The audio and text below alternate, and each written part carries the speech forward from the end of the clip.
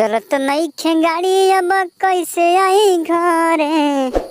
हो चलत नइखे गाड़ी अब कैसे आई घरे। हिम्मत ना करे कोरोनवा के डरे। हो जान दे बेचैन करबू तब लगम पैदल चले। जान दे बेचैन करबू तब पैदल लगम चले। लेकिन हिम्मत ना करे है कोरोनवा के डरे।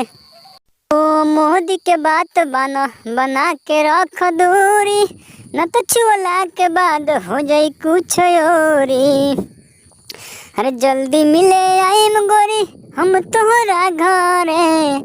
अरे जल्दी मिले आइम गोरी हम तोहरा घरे।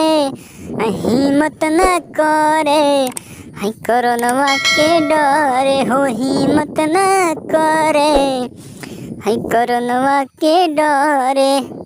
है कैसे मिले आई गोरी हम तोहरा घरे। कैसे मिले आई गोरी हम तोहरा घरे।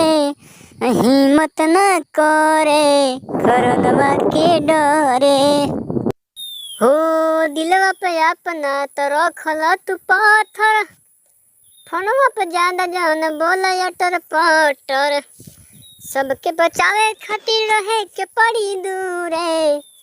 हो सबके बचावे खातिर रहे के पड़ी दूरे। हिम्मत न करे है कोरोनवा के डरे।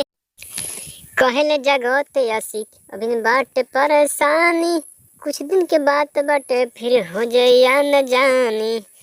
जन घबरा गोरी जल्दी आइब घरे। जन घबरा गोरी जल्दी आइब घरे।